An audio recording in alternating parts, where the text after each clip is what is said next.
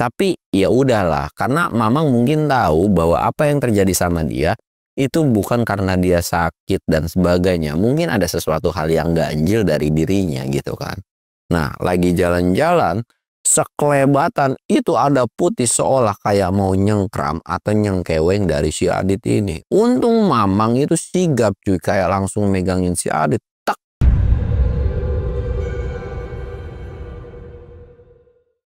Assalamualaikum warahmatullahi wabarakatuh. Balik lagi di channel Samsul Mister Horror. Dongeng horor gue kali ini gue bakal nyeritain cerita tentang Mamang dan gua nih cuy. Dan buat kalian yang penasaran dengan ceritanya, kalian wajib tonton video ini sampai habis. Dan jangan lupa like, comment, subscribe, dan share video gua ke banyak orang. Jangan lupa juga nyalain lonceng notifikasinya biar kalian gak ketinggalan video terbaru tentang gua. Dan buat kalian yang mau ikutan open trip, kalian bisa kunjungi Instagram gue di bawah sini. Dan buat kalian juga yang mau lihat video vlog gue juga, kalian bisa lihat di bawah sini. Dan gak usah banyak basa-basi lagi, kita mulai ke segmen donor. Dongeng horor dimulai.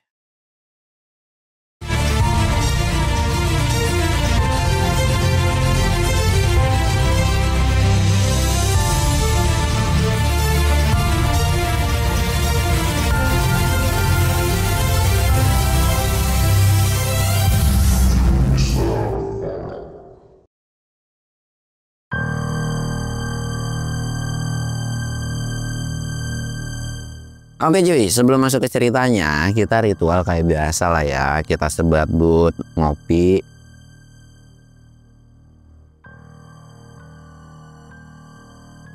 Jangan lupa ngopi.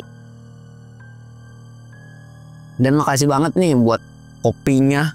Jadi kemarin gue ada yang DM, dikirimin kopi cuy.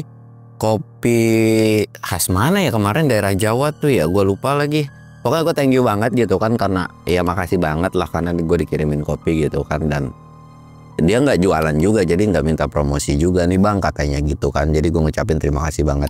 Dan ya pokoknya the best lah, kopinya enak. Apalagi gue suka kopi pahit kan, kayak orang tua gitu, karena kopi pahit lebih bagus guys. Dan gue juga mau ngadain open trip ke Jawa Timur. Jadi buat kalian yang mau ikutan, kalian bisa cek di Instagram gue aja. Itu jarang-jarang kan gua ngadain open trip itu ke daerah Jawa Timuran gitu kan. Jadi kalau kalian mau ikut silahkan, karena kotanya juga terbatas. Dan oke, gue bakal nyeritain cerita tentang Mamang lagi. Jadi di cerita ini tidak ada sesuatu hal yang wajib dicontoh. Kalau yang buruknya ya cuman sharing pengalaman aja lah ya. Dan gue akan ngasih tahu dulu ke kalian.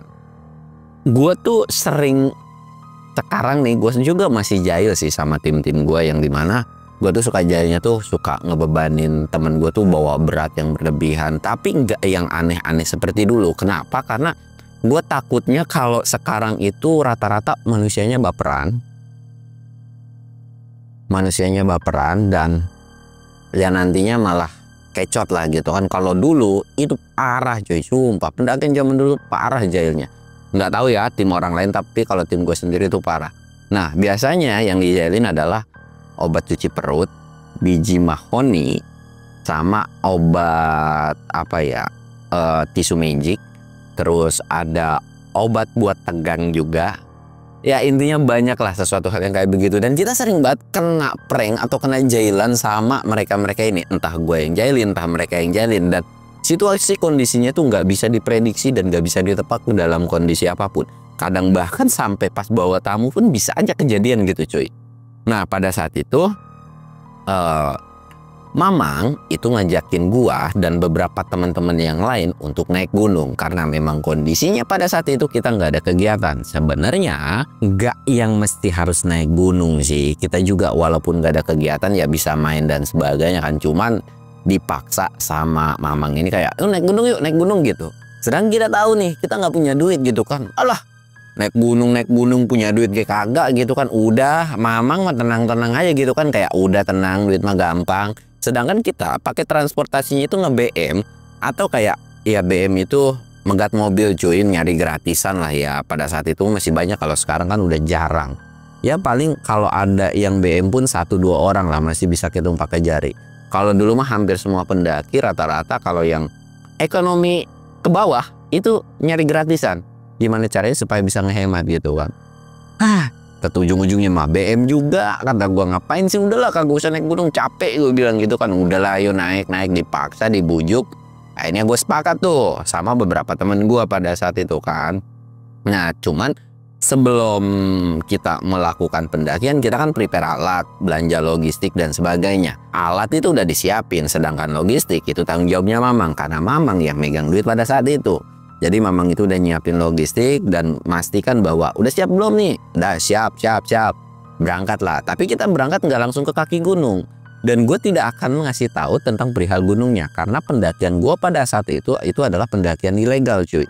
Jadi ya janganlah gitu kan, daripada nanti berbuntut ujungnya ketika gue ngasih tahu kan aneh-aneh, mendingan gue nggak kasih tahu lah jalur mana, gunung mana gitu kan. Sampai akhirnya gue tuh nggak yang langsung ke kaki gunung tersebut, melainkan mampir dulu nyari ya rempah-rempah cuy. Jadi kayak Mamang ini udah tahu banget nih ngakal-ngakalin gue gitu kan. Ke rumah satu minta ini, ke rumah ini minta ini. Ya kurang lebih kayak begitulah, mampir-mampir. Walaupun itu kita nggak ngeluarin modal cuy, seriusan. Jadi perjalanan ke gunung itu harusnya ditempuh 1 hari juga bisa. Tapi ini sampai 2 hari kalau nggak salah BM-BM-an terus kan. Nah sampai akhirnya kita BM-BM-an dan kita itu sempat stay di salah satu rumah. Bahkan gue tahu orang ini dan gue tidak berekspektasi bahwa orang ini tuh jahil juga gitu kan.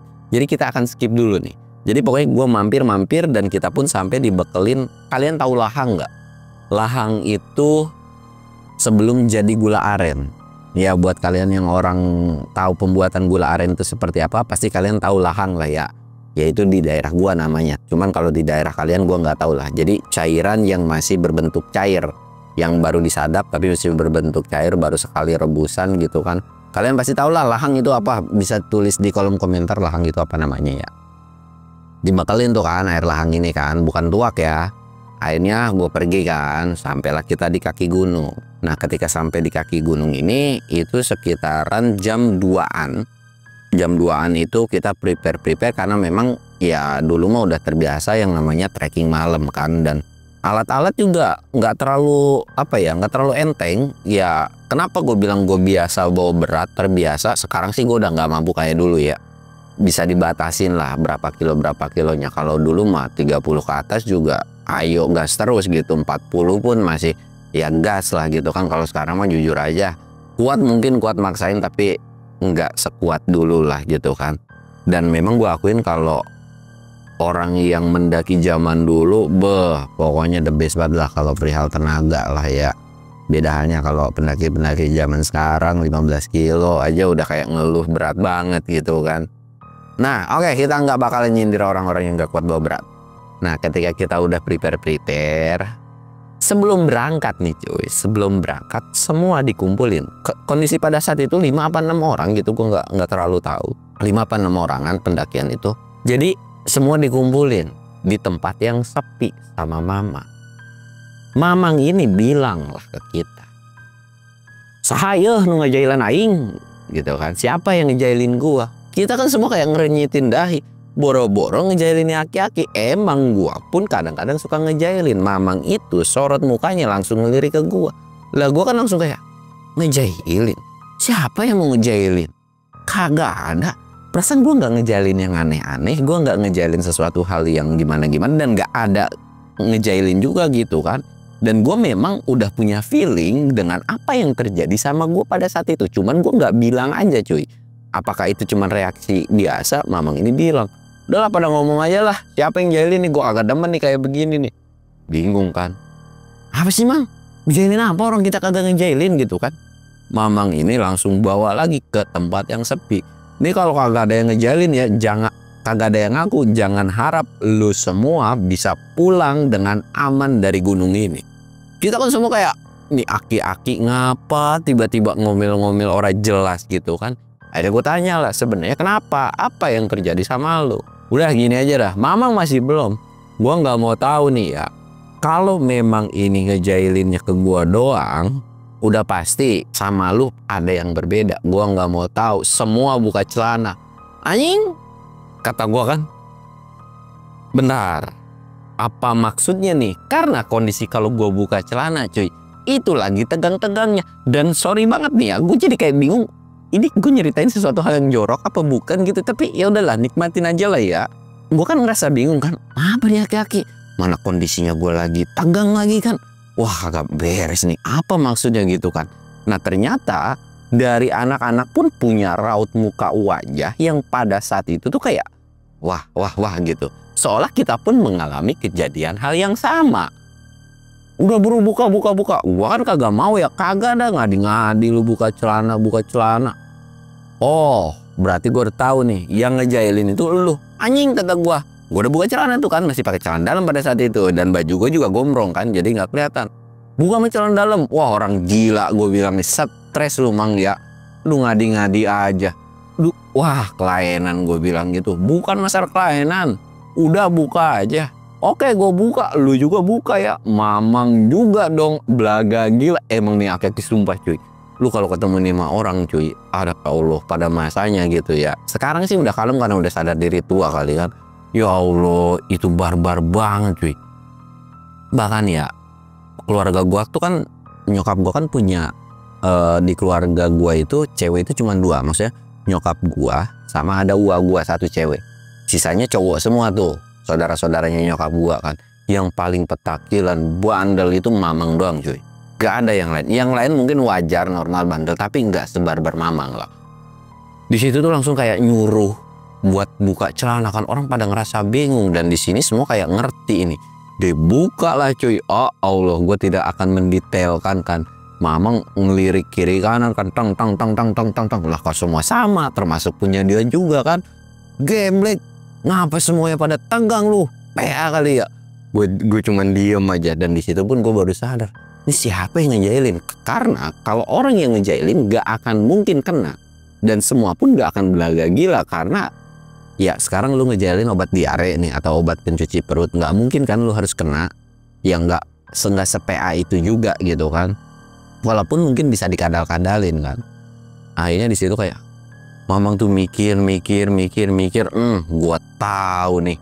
Lihat aja ya, besok gua sampai turun sampai ke rumah dia lagi. Awas pembalasan gua lebih jahat. Nggak pakai celana lagi. Barang pada kecil-kecil juga. Lah, aki-aki kata gua. Ngehebat gitu kan, kayak kesel banget nih. Dia yang gula, dia yang sendiri yang ngomel-ngomel.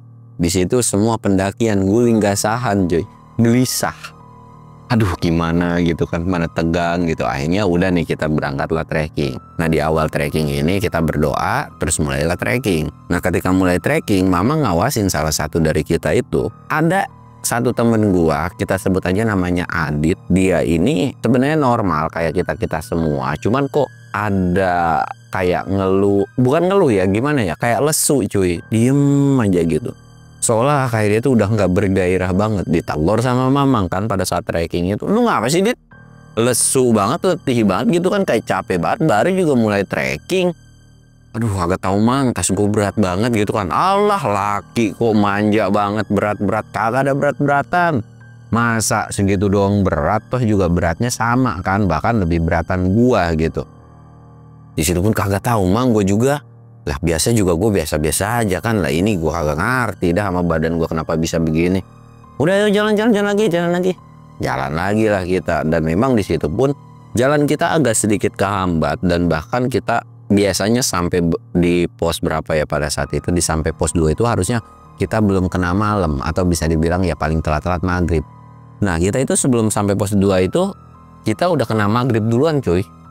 Udah malah hampir setengah 7, mamang juga sampai sholat di trek dulu kan. Nah sampai di pos 2 ini mamang juga kan nggak bisa ngomelin mereka karena ya namanya kondisi fisik kita kan nggak ada yang tahu gitu kan. Mamang dengan santainya, tapi mamang ini cuman gerendengan sama dirinya sendiri, termasuk sebenarnya kita juga. Geblek kagak turun-turun nih ya. Sialan, tahu begitu gua kagak naik gunung dah. Dasar emang ya nggak kemana-mana, dijailin baik hidup gua tuh langsung nyeletuk. Mang, makanya hidup lu jangan suka petakilan, toh lu juga suka ngisengin orang. Nah sekarang giliran diisengin lu ngoceh-ngoceh baik kan, gue bilang. Makanya udah stop jail sama orang biar lu kagak dijailin sama orang lain. Alah lu bocah kemarin tahu apa sih, lagian gua agak pernah jahilin orang, gua mau orangnya baik, dia bilang gitu. Alah baik gua gerendengan aja tuh kan. Terus kita udah istirahat sekitaran 5 sampai 10 menit, jalan lagi tuh. Jalan lagi, satu teman gue teriak, "Mang, itu di atas apaan? Kok tiba-tiba putih sekelebatan, itu apa kan?" Udah cuekin aja, biarin aja. Nah ternyata yang di atas itu adalah sosok Kunti cuy. Sosok Kunti ini kayak lagi natap ke kita kan. Gue juga kayak nunduk aja tuh. Dan kondisi pada saat itu emang gue udah biasa jadi sweeper kan. Mamang itu depan, gue sweeper. Ah mana gue paling belakang lagi. Gue tukeran juga pasti bakal diledekin. Udahlah dikuat-kuatin aja kata gue gitu kan. Gue nunduk, tiba-tiba ketawa tapi kita masih cuekin tuh, belaga gila aja. Terus tiba-tiba dari depan ada teriak, "Kunti sialan lu ya, ketawa sini lu turun, gue perkosa juga lu di sini," gitu kan. Gue langsung kayak kaget dong sama anak. Bukannya takut cuy, justru kayak, "Ya aki-aki apa-apaan sih, buru lu turun, buru lu, jangan sampai gue turunin juga lu ya." Gue bilang, "Astagfirullahaladzim, ini aki-aki nggak gitu juga kali konsepnya, biarpun lagi tegang gitu kan." Kata gue, wah udah ngaco, udah mama gue sebacot dah, kata gue, ntar manggil temennya ribet. Kagak, bodo amat, kalau dia sampai turun, wah gue gepek sama gue. Gue tuh sama temen gue sampai geleng-geleng kepala, yang awalnya mulai merinding takut jadi kayak gara-gara aki-aki ini nih. Kita tuh kayak serenge, ketawa-ketawa aja gitu kan, senyum-senyum. Sedangkan gue merhatiin ketika ada sesuatu hal yang lucu, kita semua terhibur dan ketawa. Tapi beda halnya kayak si Adit ini cuy. Dia tuh bener-bener kayak letih, lesu, dan ngerasa berat. Pada saat itu pun akhirnya gue bilang ke Mamang, "Mang, stop dulu, kasihan si Adit nih, jaraknya udah lumayan cukup jauh gitu kan. Jadi selalu ketinggalan lah." Gue yang nungguin di belakang pun kayak ngerasa kasihan. Bukan gak mau nungguin, tapi kasihan, yang lain udah duluan gitu. Terus jadi prinsipnya di tim gue itu selalu, kita tuh gak pernah ninggalin atau kayak udah lu duluan aja, udah lu belakangan aja. Nggak ada gitu cuy. Jadi mau secapek apapun, mau seberat apapun, mau selama apapun, kita tetap jalan bareng cuy. Itu yang selalu dididik sama gue. Dan buat kalian yang naik sama gue pasti pernah ngalamin atau tahu lah gue itu sifatnya kayak gimana di pendakian gitu kan. Jadi gue akan selalu nungguin. Karena kita pun ya tenda ada, kalau misalkan emergency kita bisa diriin tenda dimanapun. Ya logistik ada, jadi nggak ada yang mencar. Tenda ada di sana, logistik ada di sana. Jadi intinya kayak gitulah. Di situ pun Mamang bilang, "Udah dah, gue yang bawa." Gue ngerasa kasihan sama Mamang pada saat itu kan, karena memang dia pun lumayan cukup berat, air dia bawa banyak. Akhirnya udah bilang, "Gampang Mang, tas dia enteng ini, kita bagi-bagi rata aja." Akhirnya ada air yang nempel sini, dan tasnya pun sisanya gue tempelin di gua gitu kan. Udah gue aja. Dan gue merasa ya berat, tapi normal gitu kan. Nah yang paling parahnya, walaupun tas itu tiba-tiba udah pindah ke gua dan logistik dia tuh udah nggak bawa apa-apa nih ya, dia tuh masih ngeluh, ngerasa capek. Dan bener-bener kayak, aduh capek banget dah, bentar-bentar berhenti. Dan itu dipaksain pendakian sampai di pos 3 cuy. Nah sampai di pos 3 ini kita ngeres lagi lah. Lu ngapa sih? Sama Mamang tuh dipijitin lah, diurut-urutin. Soalnya kayak Mamang ini udah tahu apa yang terjadi sama si Adit ini kan, diurutin. Udah kita istirahat, break, bikin mie tuh kan, bikin mie lah. Setelah bikin mie kita makan supaya ngisi perut nggak kosong gitu kan, makan. Dan udah setelah selesai makan, nyuruh si Adit ini, "Udah lu istirahat dulu dah, 15 sampai setengah jam nggak apa-apa lu tidur, atau sampai satu jam juga nggak apa-apa." Dan Mamang itu emang nggak mau camp di pos 3 karena memang target kita adalah ya terus aja di area camp yang sebenarnya gitu kan.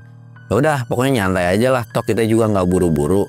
Naik sehari 2 hari mah ya aman lah, toh jalur yang kita pilih juga pada saat itu kan jalur ilegal, nggak bayar simaksi dan sebagainya. Udahlah pokoknya percaya aja sama Mamang pada saat itu perihal pendakian pada saat itu kan. Akhirnya kita istirahat, nyantai. Si Adit ini memang tidur sekitaran setengah jam. Nah tapi ketika tidurnya itu dia tuh keringet apa ya, keringet dingin, yang dimana Mamang juga sempat panik. Mang, gue bilang, "Ini bocah ngapa tiba keringetan gitu kan, udah nggak apa-apa, mungkin bagus gitu kan, jadi hawa panas." Jadi dia tuh benar-benar takut terjadi hipo kan, dipakein jaket, ditutupin pakai sarung, pakai sleeping bag. Dan ketika udah ngerasa hawa panasnya udah muncul lagi, akhirnya udah agak renggangin, dan dibangunin lah, "Dit, bangun dit gitu kan." Dan ketika bangun itu langsung teriak, "Wah!" gitu kan. Semua kaget dong. Lah ini bocah ngapa? Ada orang yang lagi nyeruput kopi tiba-tiba keselak cuy. Gara-gara teriakan dari si Adit ini. Lu ngapa sih teriak-teriak? Aduh gue mimpi jelek banget, dia bilang. Makanya baca doa sebelum tidur. Lah kan ini kan cuma tiap-tiap doang. Udah. Mimpi apaan kali? Kagak tahu dah. Lu bukan mimpi serem kali. Lu mimpi jorok. Cuman tiba-tiba lu mimpi jorok emang demit kali. Kata si Mamang dicelutukin begitu. Emang lu Mang segala kunti segala lu mau seks-rek aja gue bilang gitu kan. Udah kita beres gitu kan. Beres lah kita pada saat itu. Packing tak. Setelah udah selesai packing, kita lanjut lagi. Dan kondisinya Adit ini minta supaya di belakangnya Mamang. Jadi ngikutin ritmenya si Adit. Adit pelan ya kita pelan gitu kan. Akhirnya jalan lah si Adit ini kan. Tiba-tiba Mamang ini kan jalan ngedelungsung aja kan. Lah gue teriak-teriak mulu. Anak-anaknya teriak, Mang tungguin apa tungguin. Iya maaf gitu-gitu doang. Karena memang nggak tahu kan si Adit ini di belakang dia. Maksudnya kayak, lah iya jalannya kok makin lama banget gitu. Akhirnya Adit ini disuruh depan. Atau di depannya Mamang gitu kan. Lalu itu depan. Jadi kita bisa ngawasin lo. Atau gue bisa ngawasin lo. Jalan lo sepelan apapun kita tetap jalan. Bukan karena kita tega atau dipaksa cuy. Tapi ya udahlah, karena Mamang mungkin tahu bahwa apa yang terjadi sama dia itu bukan karena dia sakit dan sebagainya. Mungkin ada sesuatu hal yang ganjil dari dirinya gitu kan. Nah, lagi jalan-jalan, sekelebatan itu ada putih seolah kayak mau nyengkram atau nyengkeweng dari si Adit ini. Untung Mamang itu sigap cuy, kayak langsung megangin si Adit, tak, dan ngeblesat putih. Nggak tahu ya itu kunti atau apa, nggak tahu pada saat itu. Mamang itu langsung nengok ke samping. Woi, main tarik-tarik aja lu anak buah gua. Geblek lu ya, mau main culak-culik aja. Adepin dulu gua kalau mau nyulik tuh anak buah gua. Kagak ada lu. Awas aja lu sampai nongol lagi, gua jambak, gua masukin ke semak-semak. Gua diem aja dan gua pada saat itu antara takut, ya memang lucu, tapi ini udah nggak hal yang nggak wajar nih kalau sampai tiba-tiba demit di sini atau setan di sini tuh mau nyelakain si temen gue ini gitu kan. Jadi kayak wah ada apa nih gitu kan. Nah singkatnya dari kejadian itu pun memang beneran udah yang nggak terlalu apa ya, maksudnya kayak kita tuh udah waspada semua. Bahkan temen gue itu yang di depan gue sempat bilang, kok bau melati ya, bau wangian begini dah, lu nyium gak Sul, dia bilang gitu kan. Udahlah lu kagak usah bikin parno, gue paling belakang paling berat nih, gue bilang. No, tas 2 lah. Kan lu sendiri yang nawarin. Ya gimana, gua kasihan sama Mamang, gua kasihan sama lu pada juga kan.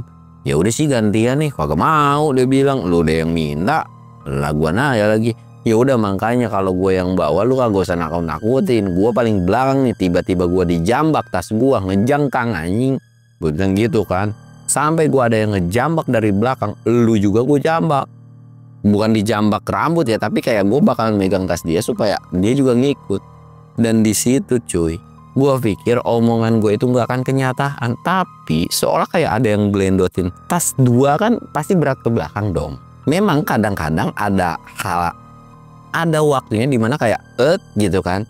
Tapi bukan karena ya ada yang narik, enggak, biasa aja gitu. Karena memang faktor berat aja ke belakang. Tapi pada saat itu kayak seolah bener-bener ada yang narik. Gue pada saat itu refleks narik temen gue di belakang. Temen gue juga narik ke depan. Karena formasi pendakian kita pada saat itu memang jaraknya depan-depanan banget. Udah kayak kereta dah. Gue tarik tek. Cuman ketarik 4 orang. Yang 2 Mamang sama si Adit ini nggak sempet ketarik karena jaraknya Mamang agak jauh. Tek gitu kan. Gue langsung teriak dan teman-teman yang lain teriak, woi PA, ngapain sih tarik-tarikan gitu kan. Temen gue yang paling depan itu narik nengok ke belakang tuh. Dan yang awalnya itu gerendengan langsung nunduk dan bilang, Mang setan Mang. Temen gue pada lari semua. Kondisi yang paling parah kan gue yang bawa 2 tas. Gue yang paling susah buat bangun kan. Ini orang pada ngapa sih teriak-teriakan. Lah gue kan bingung ya mau bangunin tas juga kondisinya ditanjakan begini. Gue harus nyari posisi yang enak dulu. Gue ngelepasin tas lah, gue nengok ke belakang. Astagfirullahaladzim, gue langsung nunduk dan gue lari ke Mamang, Mang, gini gitu kan. Dan di situ pun Mamang langsung ngambil batu cuy, langsung lemparin ke setan itu kan. Lagi lu, ganggu aja ya. Dan di situ Mamang ini udah mau loncat sebenarnya atau mau nerjang, kayak mau ngusir si sosok itu. Tapi Mamang soal kayak kehenti, kayak seolah tahu bahwa dari satu sisi ada satu sosok juga yang ngawasin tim kita pada saat itu. Mamang nengok, tapi udah biarin aja, ntar juga pergi kok. Dan memang sosok itu pun pergi. Gue yang mau ngambil tas itu kayak ketakutan, ambil apa takut banget, udah kagak ada apa-apa, gue liatin dari sini. Dan kondisi tangan Mamang itu megang tangan si Adit. Kondisinya dipegangin si Adit ini cuy. Dan di situ pun akhirnya gue ngebenerin dan gak lama juga dibantuin sama teman-teman gue. Akhirnya bangun, terus kita ngelanjutin perjalanan lagi. Dan pendakian pada saat itu, gue merasa bahwa kita itu nggak sampai area camp. Kondisi jam udah menunjukkan sekitaran jam 10 lewat. Udah jam 10 malam lewat gitu kan. Kita udah ngeres beberapa kali. Gue pun sampai ngeluh, Mang capek banget Mang, kagak nyampe kita ngecamp aja apa Mang, gue bilang gitu kan. Ya elah lemah banget sih. Udah pokoknya lanjut aja. Akhirnya mau nggak mau pada saat itu kita ini ngelanjutin cuy.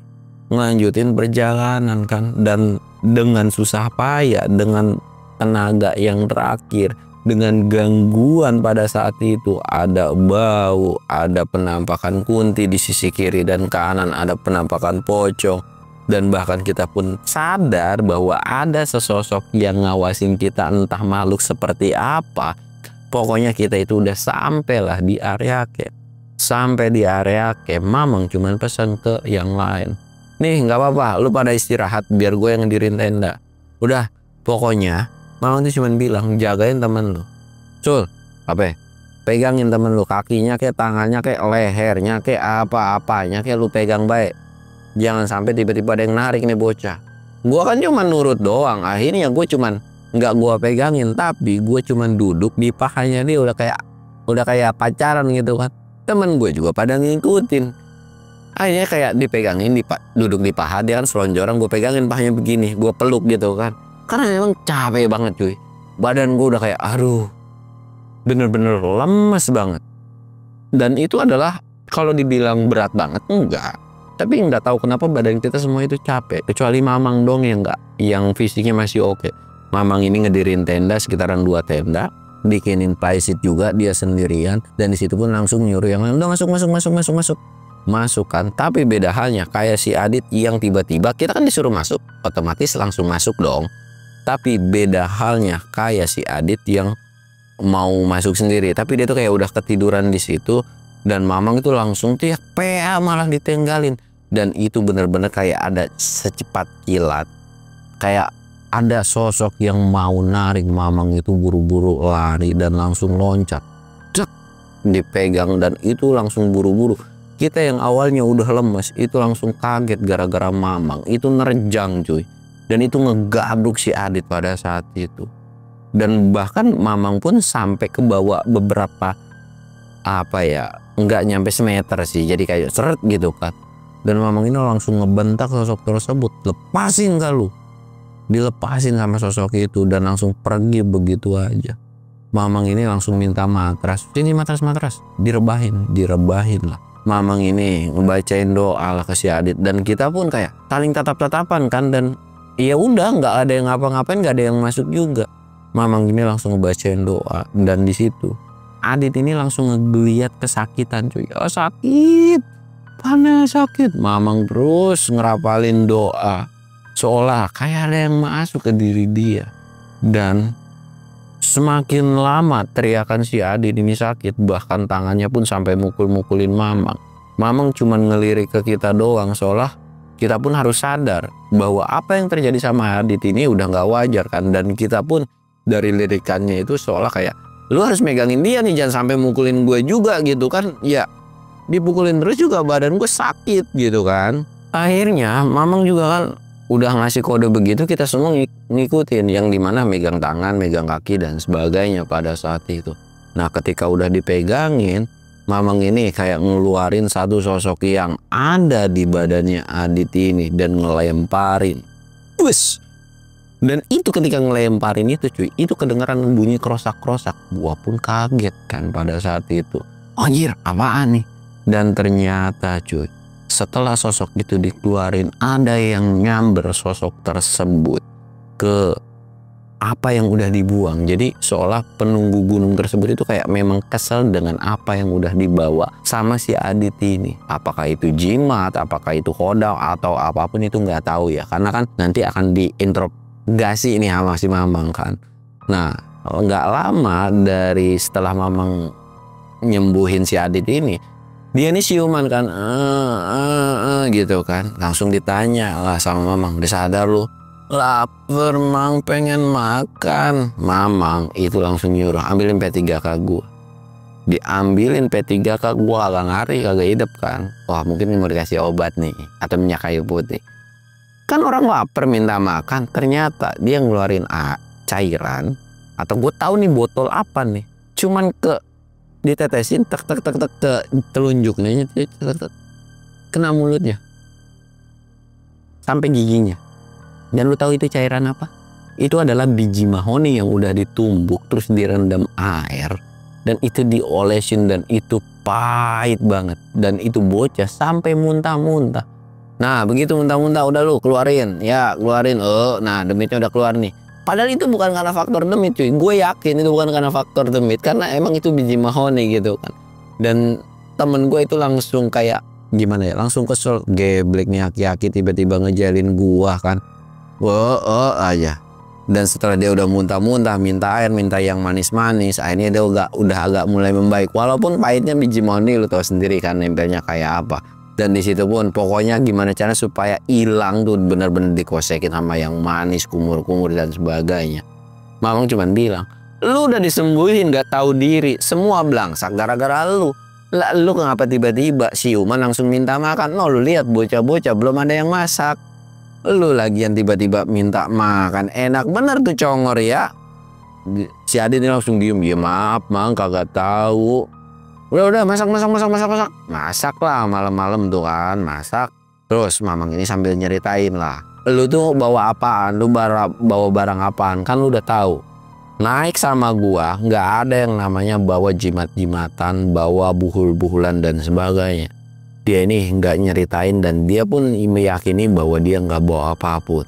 Tapi di sini pun Adit mulai terbuka bahwa dirinya itu seolah kayak, iya, kurang lebihnya adalah terlepas dari ini benar atau enggak, punya masalah keluarga yang dimana ada yang ngancem keluarganya itu mau disantet. Dan memang ada beberapa hal. Jadi gue tidak akan mendetailkan cerita dari si Adit ya, tapi pada intinya ya kadang kan santet kalau nggak seneng sama satu keluarga kan bisa nimpa orang tua, bapak dan sebagainya. Dan permasalahannya pun itu bukan di si Adit sendiri, mungkin santet itu nimpanya ke si Adit.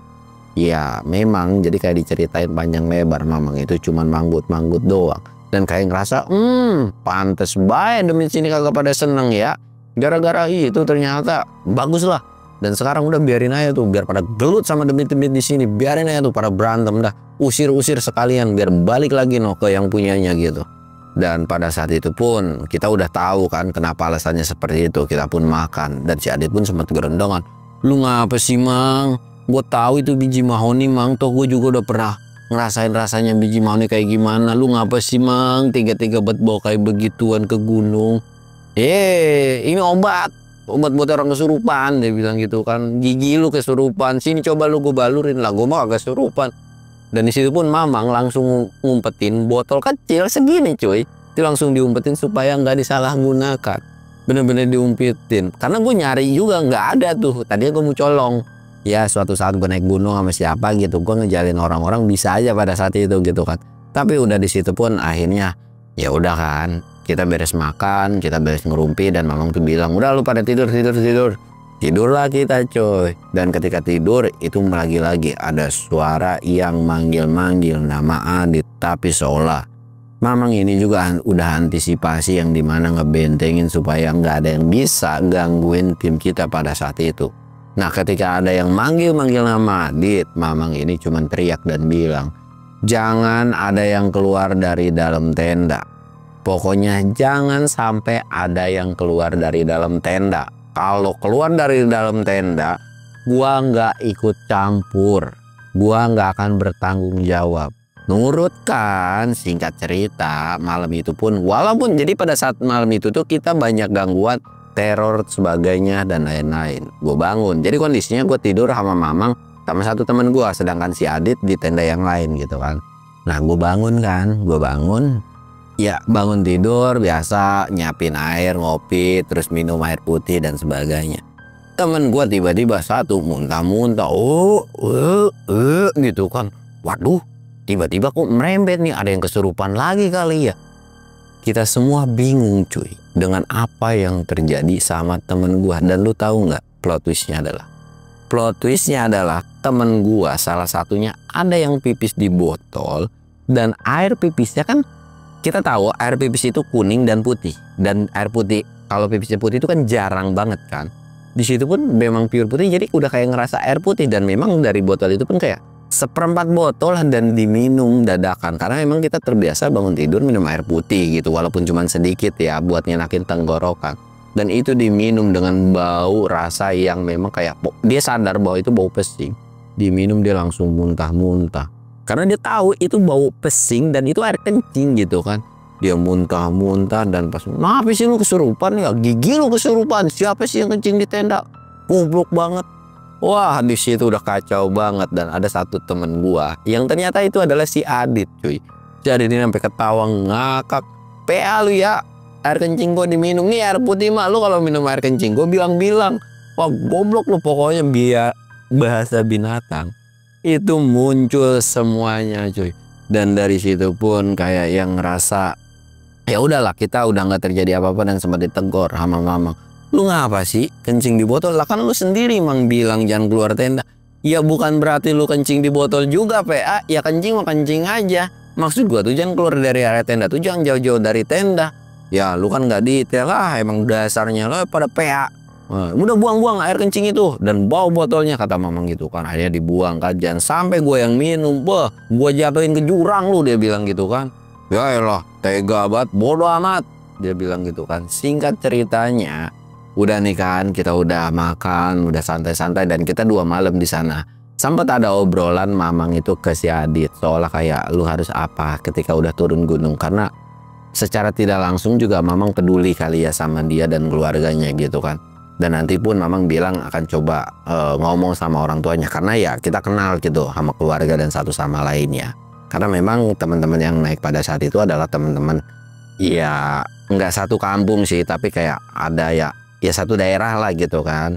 Akhirnya kita turun dengan selamat, alhamdulillah. Dan gua nggak tahu apa yang terjadi sama Adit, karena memang nggak ada beritanya yang heboh dia ini kenapa gitu kan. Dan gue berdoa sih pada saat itu ya mungkin udah baik-baik aja gitu kan. Dan itu pengalaman pendakian yang menurut gua absurd banget, yang dimana horornya itu dibikin sendiri. Dan ada aja cuy, kadang ya untuk sekarang gue tuh kangen pendakian zaman dulu, tapi kalau ngalamin itu bener-bener malesin cuy, sumpah malesin banget. Wah sekarang kan namanya pembulian itu udah nggak ada ya. Mungkin kalau dulu itu bisa disebut itu adalah bully kali ya. Cuman menurut gue bully yang ya gue takut salah ngomong, tapi gue menikmati itu pada saat ini. Dan gue merasa walaupun gue dulu sering diledekin, gue sering namanya diapap dalam arti dijailin, tapi banyak hal juga yang mereka kasih pelajaran ke gue, atau anggaplah senior-senior gue ini banyak ngasih pelajaran ke gue, yang dimana ilmunya itu nerap sampai sekarang. Jadi bukan yang sebatas ngejailin tapi tanpa ada ilmunya. Jadi bener-bener kayak gue sering disiksa bawa berat gitu kan. Akhirnya ya gue udah terbiasa, ya gue mah fine-fine aja gitu. Bukan yang ketika naik gunung jadi anak yang manja, berat dikit ngeluh gitu kan. Jadi ya menurut gue banyak hal yang memang walaupun kita ngalaminnya pada saat itu ngerasa dianaktirikan, tapi ternyata faktanya sampai sekarang itu bermanfaat banget gitu kan. Dan mungkin ceritanya cukup sekian aja cuy. Ya pelajaran yang bisa kita ambil ya nggak ada sih cuy, ini tuh banyak negatifnya. Gue naik ilegal, banyak yang ngejailin, ya intinya banyak banget kata-kata kasar dan sebagainya gitu kan. Ya intinya nggak ada yang positif ya. Tapi kalau memang ada yang positifnya ya pokoknya kalian serap aja. Kalau yang negatifnya silahkan kalian buang aja. Gua Samsul undur diri. Assalamualaikum warahmatullahi wabarakatuh.